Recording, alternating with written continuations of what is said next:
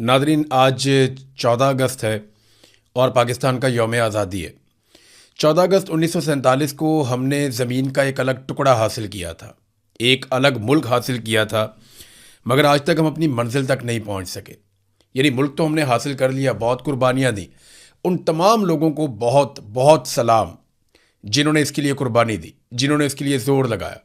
कायद आज़म मोहम्मद अली जिन्ना को जितना ज़्यादा से ज़्यादा खराज तहसीन पेश किया जाए वो कम है कि उनकी क़यादत में पाकिस्तानियों ने, उस दौर के मुसलमानों ने, इस खित्ते के तमाम लोगों ने अपना सब कुछ कुर्बान कर दिया, बहुत ज़ोर लगाया, बड़ी कोशिश की।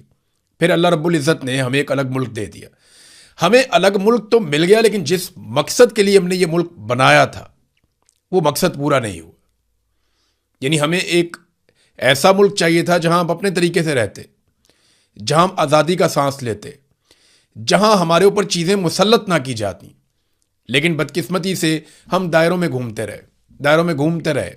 अब 8 दहाइयाँ होने वाली हैं, हम दायरों के इस सफ़र से बाहर नहीं आ पा रहे। हमारे पास एक मुल्क है मगर हम हकीकी आज़ादी से महरूम हैं। पाकिस्तान में आने वाले तमाम अवामी रहनुमा या तो इस लड़ाई में मारे गए हकीकी आज़ादी के लिए, या फिर वो सरेंडर कर गए। मगर ये लड़ाई आज भी जारी है और इस बार इस लड़ाई का आलम एक ऐसे शख्स के हाथ में है जो हार मानने को तैयार नहीं है। उसे कैद तन्हाई और सलाखों के पीछे का अकेलापन अभी तक तोड़ नहीं पाया। वो डट कर खड़ा है, लड़ रहा है, मुकाबला कर रहा है, इस उम्मीद पर कि एक दिन हर पाकिस्तानी जागेगा और अपने हिस्से का जोर लगाएगा। मुल्क पर मिलिट्री एस्टेब्लिशमेंट का जो कब्जा है वो एक दिन खत्म हो जाएगा। यानी अंग्रेज तो चले गए और उनसे तो हमने आज़ादी हासिल कर ली, लेकिन जो उनकी बाकियात रह गई उनसे हम आज़ादी हासिल नहीं कर पाए।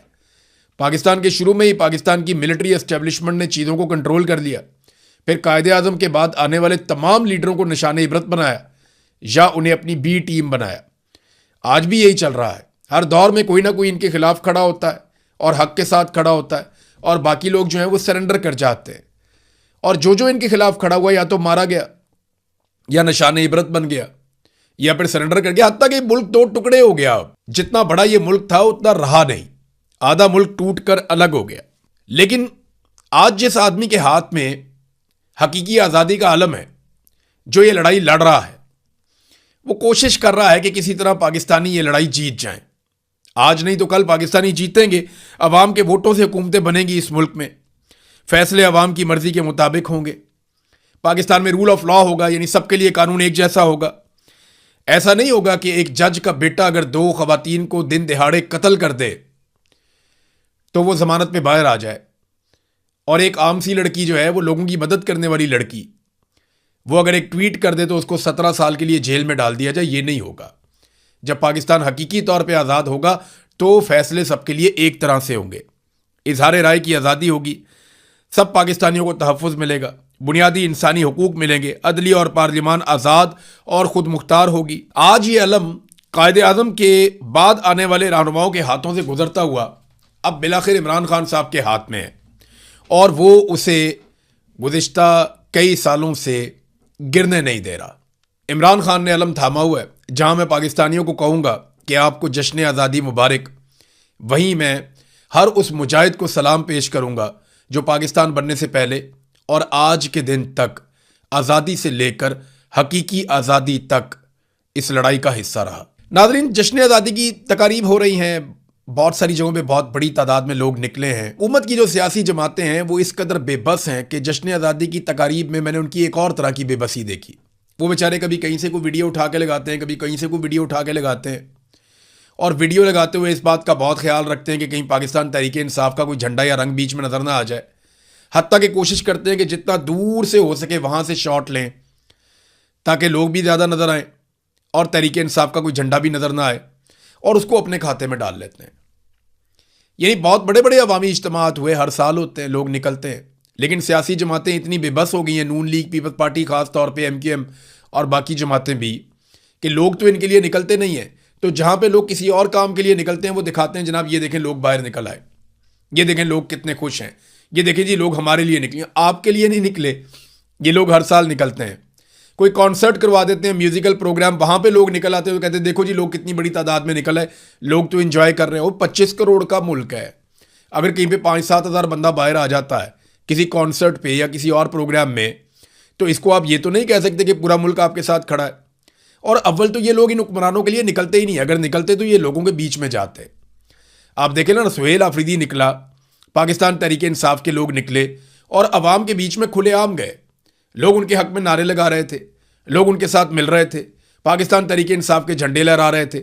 और ये मनाजिर पाकिस्तान पूरे के अंदर से हमें दिखाई दिए, लाहौर में, कराची में, सिंध में, पंजाब के मुख्तलिफ शहरों में। खैबर पख्तूनख्वा की तो बात ही छोड़ दें, वहाँ तो हुकूमत है PTI की। बलूचिस्तान में और इस्लामाबाद में सुहेल आफरीदी खुद निकले। सुहेल आफरीदी जो है वो सेंटोरस मॉल के करीब गए, डी चौक में भी गए, बड़ी तादाद में नौजवान वहाँ पे इकट्ठे हो गए। वो मनाजिर आप देखें, हज़ारों नौजवान वहाँ पे इकट्ठे हो गए, फौरी तौर पे वहाँ पहुँच गए जहाँ पे सुहेल आफरीदी था, जहाँ पे पाकिस्तान तहरीक इंसाफ का झंडा था। तो अगर सुहेल आफरीदी ऐसे नौजवानों के बीच में जा सकता है, उसे खतरा नहीं है, तो मरियम नवाज, मुराद अली शाह, ये सरफराज बुगटी, ये बाकी लोग क्यों नहीं जा सकते? शहबाज शरीफ को चाहिए वो चला जाए पब्लिक के बीच में इस तरीके से, या वो अता तारड़ बहुत शौक है उसको, वो चला जाए पब्लिक के बीच में ऐसे, या तलाल चौधरी या बाकी लोग ये जाए ना पब्लिक के बीच में, राना सनाउल्लाह इसी तरह जाए। इन्हें तो बेचारों को इनडोर प्रोग्राम करने पड़ते हैं, बंद दरवाजों के पीछे, कैप्टिव एनवायरनमेंट के अंदर। यानी ये करते ये हैं, चारों तरफ सिक्योरिटी खड़ी करते हैं, सिक्योरिटी खड़ी करके गाड़ियों का रुख मोड़ देते हैं, इस रास्ते से भी कोई नहीं गुजरेगा। फिर अपना सेलेक्टिव क्राउड इकट्ठा करते हैं, वहाँ पे जाके अपना प्रोग्राम करते हैं। जैसे कि इन्होंने अभी एक इफ्तिताह किया है, मार्का हक के मामले में कोई यादगार बनाई है, वहाँ पे इफ्तिताह किया। और वहाँ मुकाबला पता किस चीज़ का, वज़ीर आज़म के और सदर के बीच में, कि फील्ड मार्शल की ज़्यादा अच्छी तारीफ़ें कौन करता है। लगा के इन्होंने जूते पॉलिश किए दोनों ने। सदर और वज़ीर आज़म में मुकाबला था, ये जमहूरी मुल्क है पाकिस्तान, यहाँ पे सदर और वज़ीर आज़म में मुकाबला ये था कि एक सरकारी मुलाजिम है फील्ड मार्शल आसिम मुनीर, उसकी ज़्यादा तारीफ़ें कौन करता है। यानी खुले अवाम के बीच में जो है ना, वो खुलेआम सिर्फ पाकिस्तान तहरीक इंसाफ के लोग आए और कोई भी नहीं आया। अच्छा, जहाँ पे लोग निकले ना, वो या तो पाकिस्तान के नारे लगा रहे थे या इमरान खान के नारे लगा रहे थे। एक तरफ जो मुस्तरद शुदा शक्लें हैं वो लाइव ट्रांसमिशन में फील्ड मार्शल की खुशामद कर रही थी, तो दूसरी तरफ अवाम सिर्फ अपने मकबूल लीडर इमरान खान के नारे लगा रही थी। जरदारी साहब ने कहा जी कि ट्रंप कहता है कि हमारा फील्ड मार्शल है। नहीं नहीं, ये हमारा फील्ड मार्शल है। आप अंदाजा करें ये क्या, ट्रंप ने कभी नहीं कहा कि ये अमेरिका का फील्ड मार्शल है। ट्रंप किसी और तरह कहता है, माई फेवरेट फील्ड मार्शल, मेरा पसंदीदा फील्ड मार्शल है, मेरी बात मानता है, मेरे मुताबिक चलता है, यानी मेरे से कभी भी हुक्मदूली नहीं करता, मेरे मुताबिक चलता है। तो अमेरिका तो बहुत प्यार करता था ज़िया-उल हक से भी, जिसने जुल्फ़िकार अली भुट्टो को फांसी दिलवा दी थी। तो उसके बारे में क्या ख्याल है जरदारी साहब का या उनके ख़ानदान का? मामला ये कि अमेरिका की खुशामद करना या अमेरिका को पसंद आ जाना इस बात की दलील नहीं है कि ये आदमी पाकिस्तानियों को भी पसंद आएगा। हाँ, ये ज़रूर है कि वो पाकिस्तान के अंदर इक़्तिदार में अपना बड़ा हिस्सा निकाल लेता है, क्योंकि पाकिस्तान अमेरिका के ज़ेरे तसल्लुत रहा है बड़े लंबे अरसे से। तो जरदारी साहब ने काफ़ी गेम उठाई। तो ट्रंप ने कभी नहीं कहा कि आवर फील्ड मार्शल, के हमारा फील्ड मार्शल है, अमेरिका का फील्ड मार्शल है, उसने कभी नहीं कहा। वो कहता है माई फेवरेट फील्ड मार्शल, अपना ज़ाती वो कहता है। तो जो बर्बादी के जिम्मेदार दोनों ख़ानदान हैं, वो अपने वफादारों के साथ और अपने मालिक फील्ड मार्शल आसिम मुनीर के साथ एक तकरीब में थे, जिसके लिए सारा इलाका बंद किया हुआ था। उसके लिए लोगों ने बड़ा लिखा भी है सोशल मीडिया के ऊपर कि पूरा का पूरा एरिया बंद कर दिया गया और सिर्फ एक सूबे की वज़ीर आला मरियम नवाज़ को वहाँ पे बुलाया गया। बाकी जो पाकिस्तान के सूबे हैं उनमें से किसी वज़ीर आला को वहाँ पे मदऊ नहीं किया गया। वो फील्ड मार्शल के बिल्कुल साथ पहलू में खड़ी थी, तो और किसी को ये मौका नहीं दिया गया कि वो आएँ और आकर इस तकरीब के अंदर शामिल हो जाएं। मेरे ख्याल में शायद किसी और को दावत भी नहीं दी गई होगी। तो मरियम नवाज़ साहब, आपको पता है, क्योंकि शरीफ ख़ानदान और फील्ड मार्शल आसिम मुनीर ये बहुत करीब हैं आपस में, तो शरीफ ख़ानदान के लिए हमेशा गुंजाइश निकाल कर रखते हैं। लिबर्टी चौक में ज़हीम लगारी साहब गए, उन्होंने एक बड़ी अजीब चीज़ दिखाई, और वो वीडियो में देख रहा था कि वहाँ पे कायदे आज़म के इक्का दुक्का पोस्टर थे। जिस आदमी ने पाकिस्तान बनाया, कायदे आज़म मोहम्मद अली जिन्ना, जिसका सबसे बड़ा एहसान है, उसकी इक्का दुक्का तस्वीरें, और मरियम नवाज़ की, नवाज शरीफ की, शहबाज शरीफ की, फील्ड मार्शल की, इनकी सैकड़ों तस्वीरें लगी हुई हैं, हर जगह पे तस्वीरें लगी हुई हैं। इन्होंने पिछले साल भी यही किया था, ये इस साल भी यही कर रहे हैं।